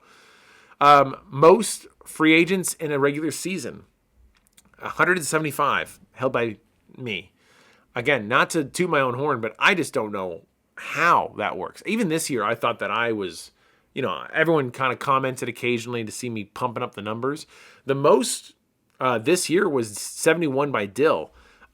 which, just to put that in perspective again, nearly add 100 more and you would get to where I was at with 175 in a regular season.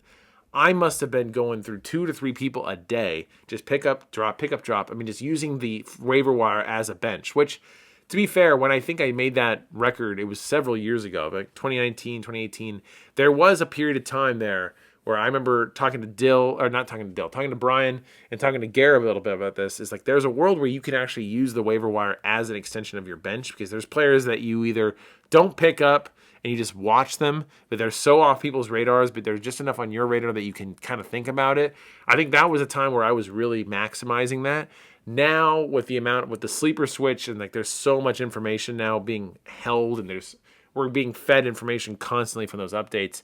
It's really hard. It's really risky to leave a player on the waivers and have that be a thought in your head of like, oh, that's my extended bench. Like I will pick that guy up for when this happens, sort of thing. It doesn't work that way. So that's the one thing I can try to think to explain the 175. Outside of that, it's unheard of.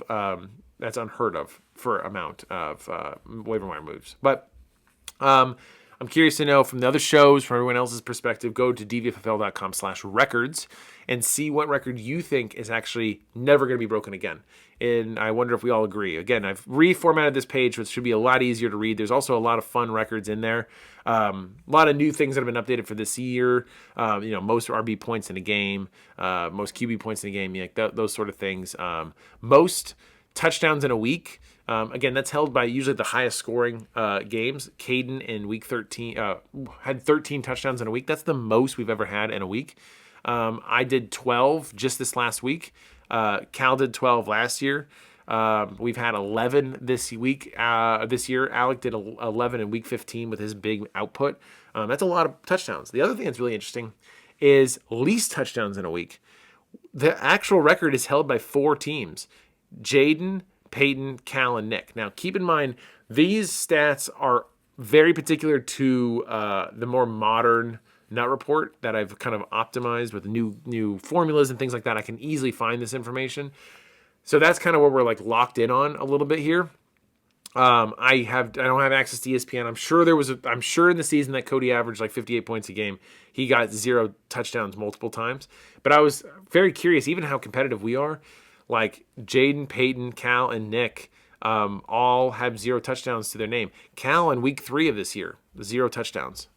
Crazy.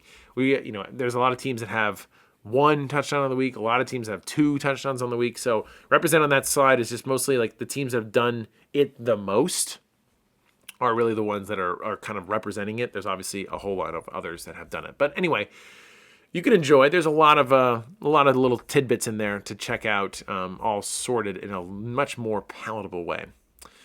So that wraps up that segment. We have 2 more segments to go. Can you believe it? We're wrapping up around an hour and 20. We're going for it. This is a big segment too.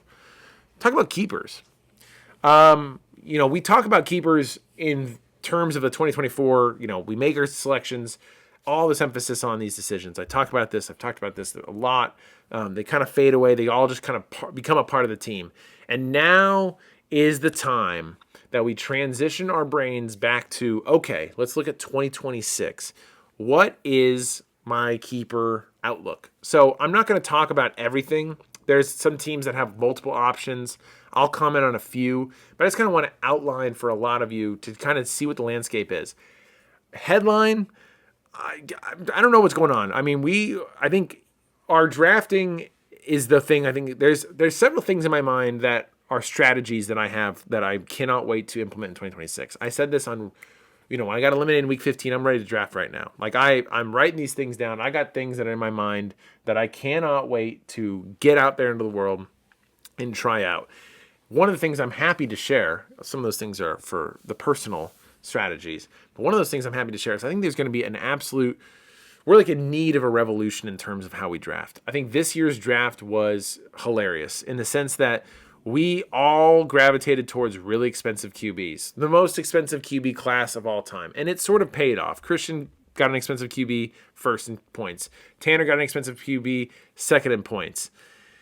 Then, I got an $8 QB with Mahomes third. Peyton had a $1 and a $10 QB. He's fourth. Alec had Daniel fucking Jones. He's 5th. Cal picked up a QB on the waiver wire, which was someone else's keeper. So that's 6. Mike got Herbert. He was pretty cheap. It kind of goes down the line where it didn't really pay off. That seems like a kind of a wasted amount of money.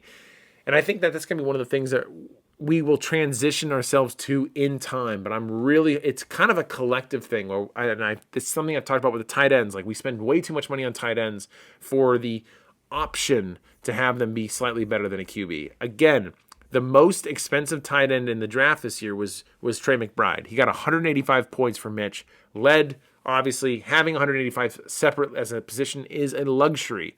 185 points didn't even scratch the surface. That would be 17th on the QB list. The lowest QB scoring was from Jaden, 248 points this year from the QB position. Still 55, 60 points more from a singular position, and yet we spend more money on the tight ends. That's the part that I think has to shift, because even Mitch, 185 is great. The next highest was Pate with Hunter Henry, of all fucking people, number 2 with 137 points. So the drop-off from McBride to Henry is almost 45 points. Are you willing to spend $12, $13 to get there? I don't think so. There's injuries, of course, that have affected some of these results, but I just don't think it's fucking worth it. So I'm hoping there's a revolution in how we draft, and I think it starts with also how we do keepers. And because of it, our keeper prices that used to be so thoughtfully curated, there was so many keepers everyone had. There was some real decisions that people had to make every year, and it's almost getting diluted as the years go on. And I think this is the worst year of it. And the reason why I think there's going to be a revolution in the draft of how we approach it is that teams are going to be like, God damn it, this is a free chance at a cheap player, and I'm screwing myself by spending so much money and not having any money later in the draft. Or we have these little moments of there's a runoff on this player that shouldn't happen. This guy was a cheap deal. Now he's the $12 keeper for next year. It's not really as juicy as it used to be. I think that people will be a little bit more sparing on the top heaviness of their draft, saving money later on in the draft so they can kind of get their guys later on and kind of get them for a cheaper price. Still getting a guy for $2 to $3 in the draft is fine if you plan on keeping them next year. I know it's long view thinking, but I think patience is starting to come into trend. We just saw Peyton win basically using patience to his advantage. And we have Cal. The duality of that is Cal is the opposite of patience. He's very go and get it, but he also, he knows when to put the throttle on and take the throttle off. I just think that patience is going to play a more role. And this year with these keepers and this keeper report I'm about to read you, it's bad, man. There's just no one has anything that I'm just like, oh, wow, slam dunk. So here we go. Cody, first up, basically starting from the seeds going up that way. Cody has $250 next year. He's got Dak for 4, Spears for 6, ETN for 26. Maybe Dak for $4. He could be a top 10 QB for sure. The offensive line is good offensive environment. I guess that kind of works. Spears for 6. I don't even know why I wrote that down. That's not fun. ETN for 26. It's a little rich. Cody has the money, I guess, but I don't know. That seemed like he kind of caught a spark there. I don't know if it's worth doing all over again. But yeah, Dak for 4, I guess. Nick with $221. He has Caleb for 2, Love for 4, Benson for 20, and Bowers for 24. He obviously traded for Bowers, $24. He could still kind of be under 200 if you wanted Bowers. I think that's probably where he leans at this very moment. But he needs to see the Raiders do a lot to fix that, because we don't need to have a season like we did. Otherwise, Caleb for 2 is interesting. Again, top 10 quarterback for sure. You could have him for a while. Could he get better with Ben Johnson's offense with more familiarity? I could see it. Trey Benson was just there for you, Nick, just so you could think about it one more time. $20. Brandon has $186. He's got Pookie for 22, Godwin for 8, Ayuk for 8. Pookie for 22 is pretty good. If he comes back on the Cowboys, it sounds like they want him. That could be another, top 15 running back situation for $22. Not bad, not great, but not bad. Godwin for 8. How the Bucks are playing right now, I don't know. And then Ayuk's not even on a fucking team, so no. Mike has $215, which I should note. He has $215 because he had $229, but because he's the Sacco, you lose half your additional winnings. We rounded up, so $215 instead of $214. But he has $215, and honestly, there's not a single keeper on that team that I would say you should do that. So I don't think Mike's going to keep anybody. Mitch has $245. He's got Bucky for 20, Marks for 2, and Wandale for 2. I mean, initially Bucky was the sell, but the way Bucky's looked at the end of the season and how they're using Sean Tucker, and I know there's a lot of upheaval coming for that Buccaneers running back core. You know, White is a free agent. Sean Tucker's a free agent. I don't think that the Bucs have convinced themselves that they can go full Bucky for all the touches. In fact, they're doing quite the opposite right now. They keep putting in Sean Tucker for the goal line stuff. I don't know if that's even as attractive as it was to start this season, and obviously season from hell sort of thing. Woody Marks for $2 is interesting, but it really fucking depends on if Joe Mixon comes back. Where the fuck's Joe Mixon? Who knows? So is it Wandale? I mean, they were saying on the broadcast that Wandale's like the first wide receiver or first NFL player like shorter than 5'8" to get over 1,000 yards since like 1980. So is this going to happen again with Neighbors back and a brand new offensive staff that probably doesn't value him the same way as this like makeshift staff does? I don't know. Again, Mitch has all this money and you kind of look at it, you're like, ooh, I don't know. I guess Marks for the handcuff. Bucky for 20. I mean, Bucky's going to be worth more than 20 anyway in the draft. I think that's probably where you go anyway. But the expectations of like RB1 are starting to slip away a little bit there as you kind of think about it a little bit more. Jaden, $206. He's got Goddard for 2, Rachaad White for 6, Quentin Johnston for 4, and Torrey Horton for 2. Torrey Horton is just there for you, Jaden, because I know you were hoping that was your next Justin Jefferson. And I think with the Rashid Shaheed thing, it's not going to be. The most interesting man here is Rachaad White. If Rachaad White goes to another team that, as a free agent, which it looks like, why would he stay on the Bucs? I would be surprised. A $6 starter somewhere else is pretty juicy. The only trepidation I would give you, Jaden, is that we've seen this exact thing before. Mike Davis, he was a $2 keeper that Dill had. He was on the Panthers, moved to the Falcons, and then just sucked. There's a world where Rachaad White does that. But again, for $6, I take the chance if he moves teams and if he's the bona fide starter. If not, Goddard for $2 is fine. I'd be like, fine, whatever. I guess I'll have a fine tight end for a while. That's okay. Tanner, probably the easiest one so far. Can you believe Kyle Pitts for $4 or Judkins for $4? Tanner has $230. I think he's going to keep Judkins, but Pitts for $4. Hello. Who wants a ride? But yeah, Judkins for $4 I think is the easiest decision we've had so far.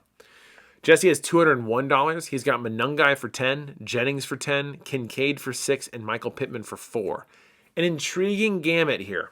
I think Jesse could be a little active in the trade deadline, or not trade deadline, the offseason. This is the first team that I'm going to talk about this with. Monangai, Jennings, Kincaid, and Pittman, all intriguing for anyone who just like has some spare cash and just doesn't love it, but is willing to go down that route. The problem is that all these guys are just not guys that you're just like, and for sure, top 20 player. Like, they could be if the situations continue to play out the way they did. Jennings, I think, is a free agent this year. I'm not entirely sure there, but, no Ayuk, so he has a role on the Niners. It's interesting. Monangai has a clear role on the Bears. It is interesting. Kincaid has a clear role on the Bills. I don't know if it's going to be like, it's just a little rich for the assumption. If all these guys were like $2 to $3, I'm like, oh yeah, this is like some juicy choices here. But this is what I'm talking about. Like, our drafts have inflated these prices. Even these guys were $5 a draft. Like, that still starts to stack up to now you get to these keepers and you're kind of like, oh, I don't know, $10. Like, we get a little precious about this stuff. Now, granted, Monangai and Jennings, they don't get kept in the draft, probably will go for $10, $15. But it's just the price to buy and get them. Like, you're not going to get Jesse just to send them to you for free. He's going to want something, like at least $3 to $4 in return. So then it becomes like, I'll just draft him for $14 instead of just sending, doing this whole thing. So that's kind of the math that people have to kind of go through that exercise over the summer.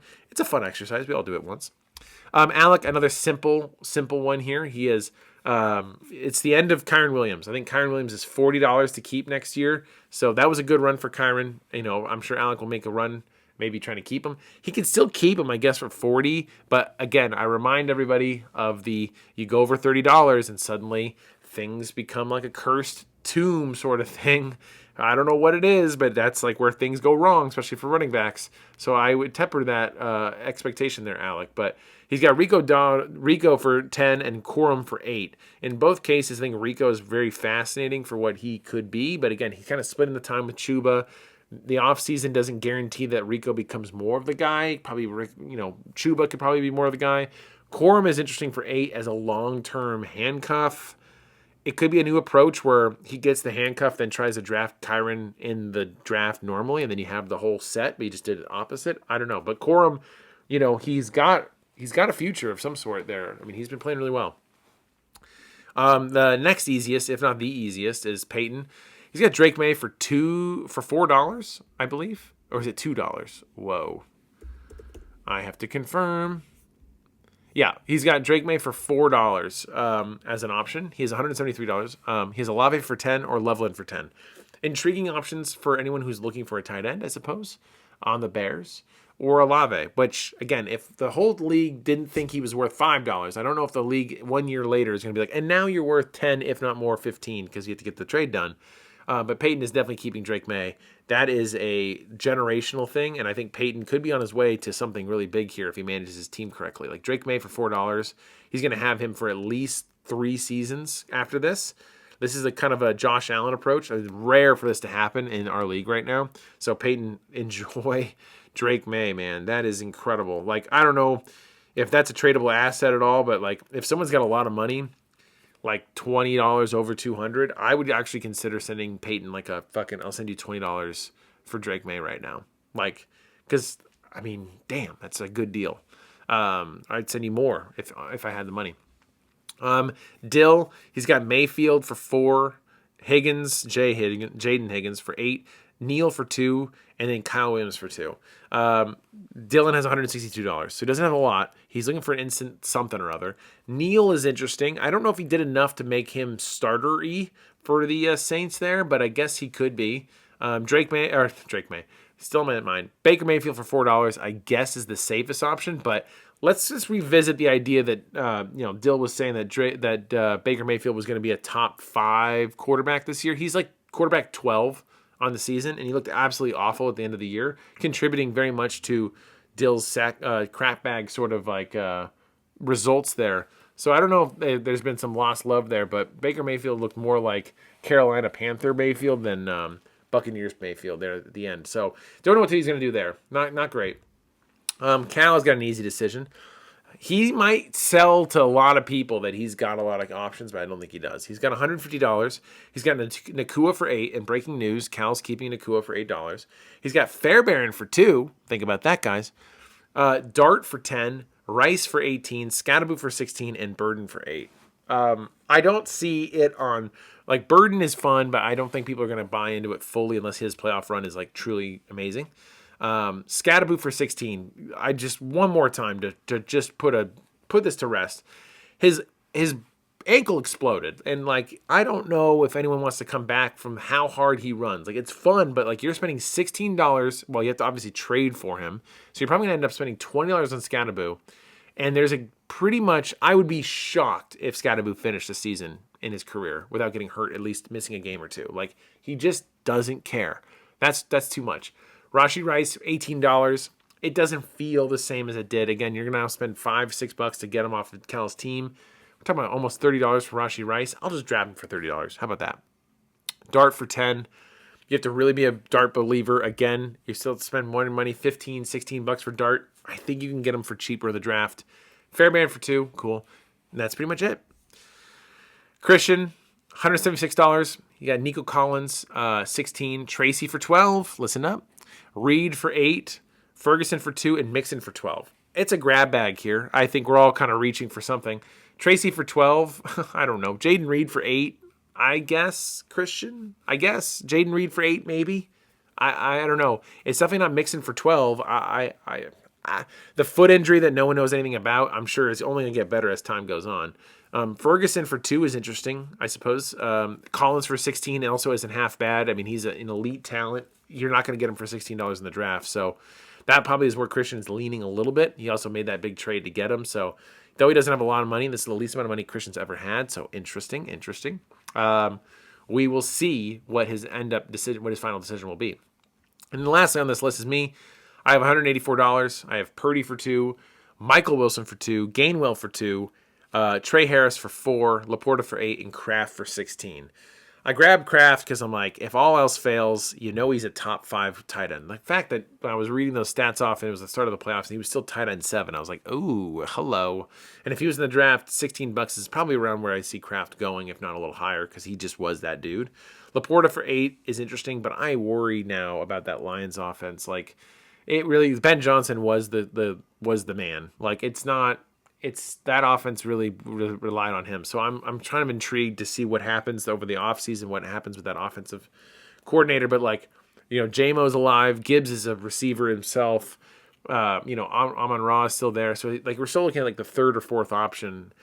I don't know. A little scary there. Trey Harris is just a dart throw. We'll see. Keenan Allen could retire, and then that could narrow the tree down. If they get an offensive line healthy and fixed again, he could be something, I think he's better than Quentin Johnston at the end of the day. So we'll see. And then the same thing goes with Gainwell and Michael Wilson. They kind of fall into these, they're both free agents. If the Cardinals re-sign Michael Wilson and Harrison is still there, then that doesn't matter. But if Michael Wilson gets shipped off somewhere, goes somewhere else, or, becomes like the alpha, he's shown that he can do it. That's the other thing. Or if the Cardinals send away Harrison, that'd be crazy. But Michael Wilson had something going there that is very hard to ignore. I mean, that last couple of weeks, we didn't really talk about it that much, but dude was fucking insane. For a waiver wire pickup, that was an insane run, and he's $2. Gainwell, same thing. He's been the better running back for the Steelers. He looks incredible. He can do it all.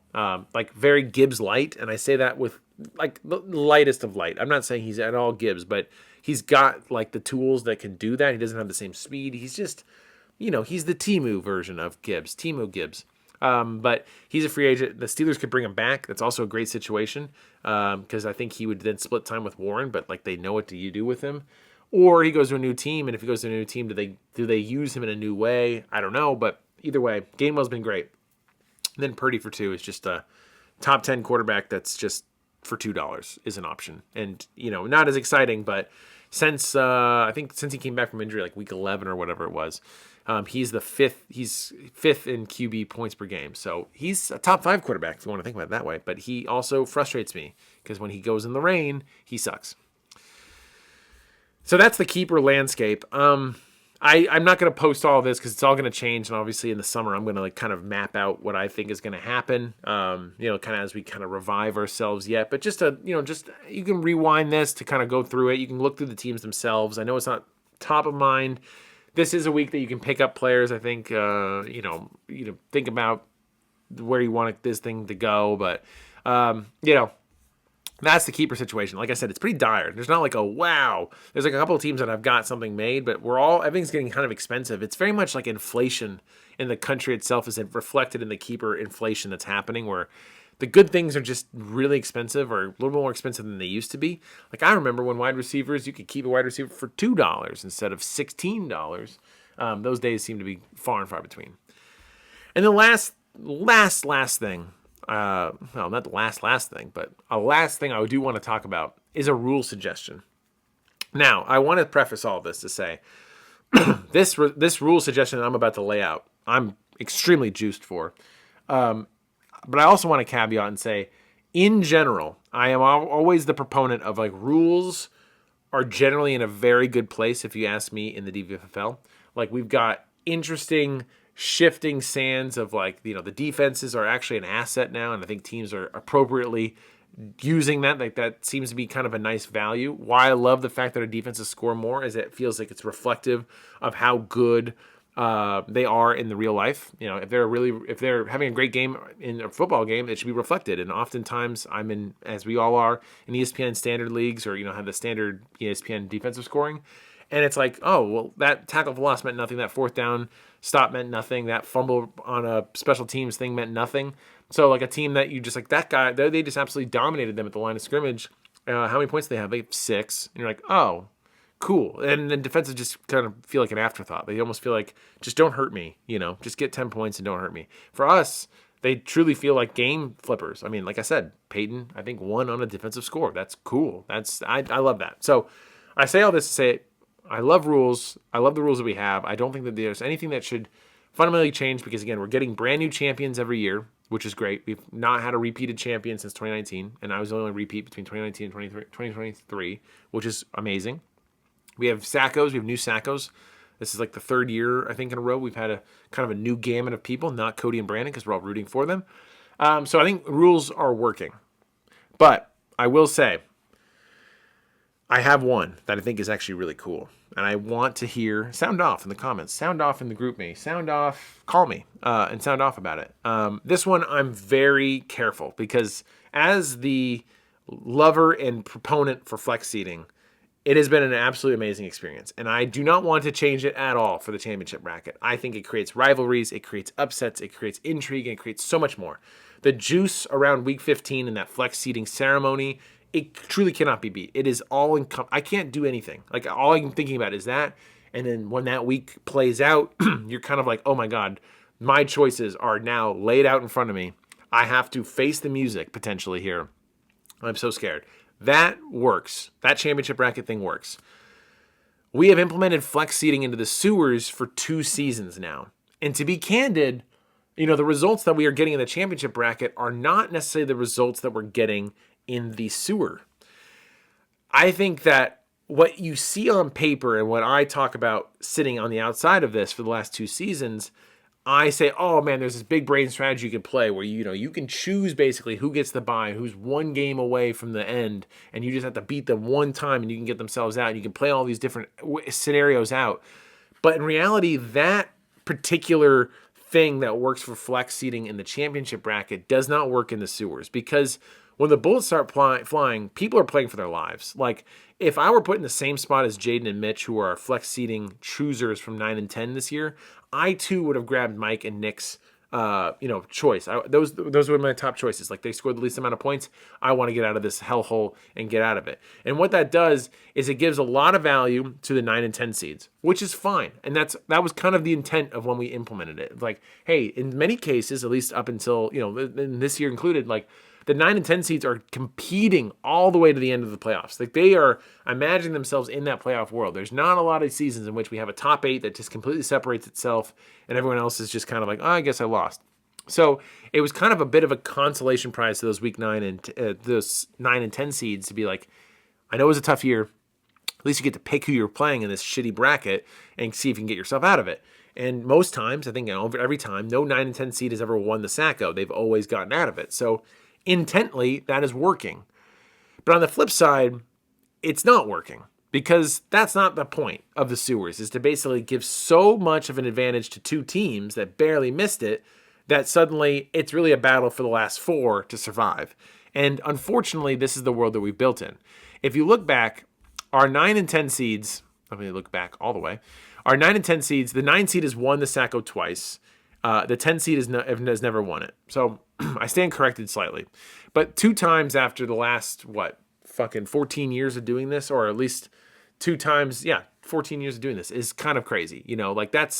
I take those odds every time. Obviously 0 is even better. So what if there was a way that we could create a world in which a system itself could work in favor of the teams that need to prove that they're not good, that they are good, that they have no reason to be here. And we really want it to be an even system, because oftentimes I look at it, and I look at this year and as an example. Obviously, our 9 and 10 seeds, they play out their choices and everything like that. And then the teams that don't get chosen, the ones that are on bye, which this year was Cody and Brandon, they just sit there and they have a wasted week. And this year, Cody put up 109 points on bye, and Brandon put up 104 points on bye in that first week. That's a lot of points. And if they ended up playing anyone but Mitch, they would have beaten everybody. Mitch put up 110. So that got me thinking. I'm like, there's got to be a better way for us to be like, okay, there's 6 teams that are not good. They're in the sewers. But we shouldn't start to then bracket them out and categorically basically force feed a path for them to get in or out of the Sacco. It feels to me that the system as it stands right now is a little too generic. Again, none of the choices that the 9 and 10 seeds are making it many more interesting than just going chalk or just picking the worst teams and then putting the not worst teams there and then creating some pseudo pressure in week 16 where it's like, okay, all the teams are off bye now. You have to really prove that you're only one loss away. Like, it feels like a real severe punishment, in addition to a place that's already punishing. So I have a suggestion.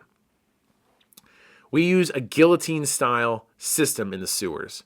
Highest scores each week get saved. Tiebreakers are wins in those head-to-heads. So essentially what I'm saying is we have 6 teams total, no buys. That's an option sleeper. We can just play it out, no toilet bowl situation. 6 teams in total. The top 2 scorers of those 6, those are saved. They will then play the 9-10. So in round 1, imagine it this way. Round 1, 6 teams are playing out. They're obviously still doing head-to-head, so we still have 3 matchups. We still have matchups going head-to-head, head-to-head, head-to-head. But the head-to-heads are more of a secondary thing. If you win or lose, doesn't make a difference. If I'm put myself there. I'm playing Cody in the sewers. I put up 140 points. He puts 120 points. Like, that sucks. Cody's on his way to the next round, but not in this system. Round 1, the top 2 scoring teams are safe, and they will eventually, in the next round, the next week, play the 9-10 matchup. That's your 9-10 matchup, the top 2 scoring. Perfect. So you score a lot in that first week, you get yourself out of it, which then means that 4 teams that didn't score the most, which they didn't, they move on to round 2. Again, the top 2 scoring of the remaining 4 are safe, and they're going to play for our 11-12 matchup. So we've got 9-10 already solved. They'll be solving that in week 16. 11-12 will then play out in week 17. So essentially, that has saved themselves. And then finally, week 17, which is the final week, is a regular head-to-head Sacco between the remaining 2 teams that didn't score the most points. What this does is it puts to rest any excuse. All 6 teams hold their destiny in their hands for the first 2 weeks of the sewers. Score more than the other 5 teams, you survive. Score more than the other 4 teams, you survive. That's all you have to do.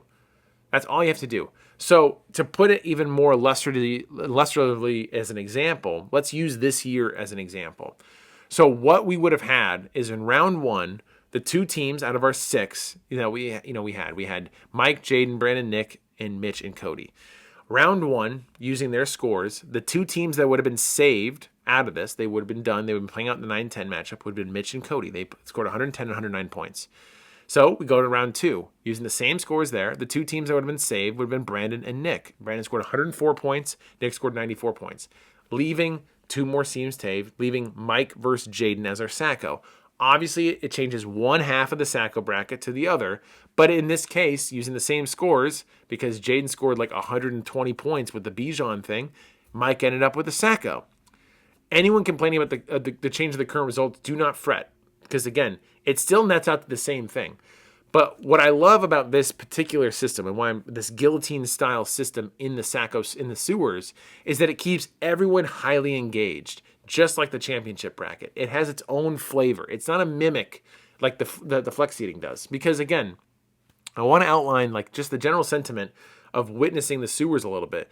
There's a lot of juice in that matchup of who you get the buys with. And then after that, it just kind of quietly plays itself out until you get to the Sacco. It's almost like a very sad ceremony that obviously is taking, it's not going to take the star away from the championship bracket. But I just think it's just kind of a, it has a moment and then it just kind of fizzles out. What we could have are matchups that are really fucking intense, that are just about getting 4 more points than the next guy. And it doesn't matter what the win or loss looks like, unless that's a tiebreaker that we need to break.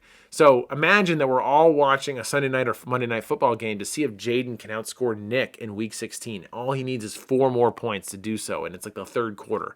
We would all be rooting for just this technicality to happen, rather than like Jaden has already won or Jaden has already lost and this has already happened. Like, this creates this world where even in a win, even if you're in the sewers and you've won, you want to shoot that score so high up so you can guarantee yourself. Like, you're playing at the maximum level that you possibly can on teams that are theoretically flawed. Now, the other hidden insight of why I think this could be a really great system is that it really devalues the tanking, sell it all away MO. Because as I talked about throughout this entire episode, that strategy of just sell off my team, I'll make the money and I'll figure it out, isn't really going to work anymore in the sewers. And that's already kind of happening just by the natural, migration of how things are working. But with this system, with the guillotine system, that isn't even a viable option. And what I think this does is it makes much more careful draft cash trades, because you're looking at it this way of like, okay, I want to make the playoffs, obviously, but it's not looking good for me in week 10. Like the trade deadline is approached and I'm here. I need to keep my stars. Like I need to do the Nick approach. I need to keep James Cook on my team because I got to score a lot of points. If I need to score a lot of points, let me get my guys and help me get out of this thing because that's the one way I'm going to get out of this, at least for 2 weeks. And then after that, it's a head-to-head. I just think that creates this whole new way of how we look at it, which could then do a couple things. Obviously, add a lot of juice to the Sacco bracket. I would be keyed in on like who can just score the most points and just shut everyone up. Like we've all seen the sewer results where it's like not the worst team ends up getting the Sacco because they played someone who just like exploded for a game and that head to head just like ruined them. Like they had a bad week. Obviously, that's obviously not going to help you. And this system doesn't change that. But let's say the guy that you played put up 110 points and you put up 103 points. You're like, God damn it! Now you're going on, but no one else in the sewers scored over 85. That just sucks. You're like, God, I wasted myself, and I feel very passionate about this because this is my Sacco experience. I fucking played crap bag and he just exploded out of nowhere on me. And that just like, it was like, oh my God, here we go again. And it's not to say that I didn't justify the Sacco that year or the Sacco appearance that year. I certainly did. But I just think I wish I had more of the power in my hands so I could say, hey, I'm not this fucking bad. And if you can put yourself against everyone else and say top two scores win, that's the thing that I think would be really fucking fun in the Sacco. It's very easy for us to do. We have nothing would change in our sleeper situation. We'd just be flipping it from the toilet bowl to the other. They have another consolation bracket situation that I can change the matchups around, and we can make it work. But that's my suggestion. My one rule suggestion is really how we format the sewers because I think something like this could be really fucking cool. Last note. We are wrapping up the longest Podly, almost 2 hours. Holy fuck, buckle up. I have no more segments left. I have one last note. It's been a fucking incredible season. It's been really fun. Every time I do these things, every time we wrap up another year, I'm just like, this is a blast. I appreciate that you guys give me the opportunity to just be a nerd at times, make this Nut Report thing, make the website a thing, do these podcasts. I mean, it's unbelievable. This year was the hardest year so far to do the Podlies. Life is becoming very, very busy, and I tried to maintain it as much as I could. I think this is the first year that we missed a week, multiple weeks. I think we missed like 2 or 3 weeks this year. But nonetheless, every year I always look at the Google Doc that I write all this stuff into, and I have 71 pages of these segments written out. I got notes on these things. I got all this stuff set up. It's a labor of love. It's a blast to do these things. I found ways to make it faster for me to do it. The way that I used to do it, I think I've talked about this, but the way I used to do it in like 2018, 2019 was literally all by hand, no formulas in those Nut Report things. I was doing everything on like my phone calculator. I would write out a lot of these like segments, like almost word for word, like a script, and I'd read them. And, you can imagine not only doing the Nut Report like that was about 4 to 5 hours a night. And I would do that, like late at night. And then then prepping for the Podly, and usually the same night, so it can be out that Tuesday morning, first thing you guys wake up to. It was creating a world where that wasn't going to be very sustainable. So now I've found ways to make the Nut Report updating very fast. I've got obviously years of copying and formulas to use, but I'm also trying to trust a little bit more of like what I'm watching as a football fan and what I'm seeing is really helpful. And these segments are still going to be unique. I'm not going to be phoning it in on those segments, but I look forward to the rest of not having to do the Podlies and not having to write these notes out, taking a break from the website. But the fantasy brain keeps moving, and this is the best year by far for insights. I think this is going to be a year we're going to look back on as a shifting of approach, whether that comes from the draft, whether it comes from certain positions that we value or don't value, whether it comes from how we value keepers. Maybe it's how we do guillotine in the Sacco, the sewer bracket. I don't know, but I think this is going to be a very monumental year that we just had.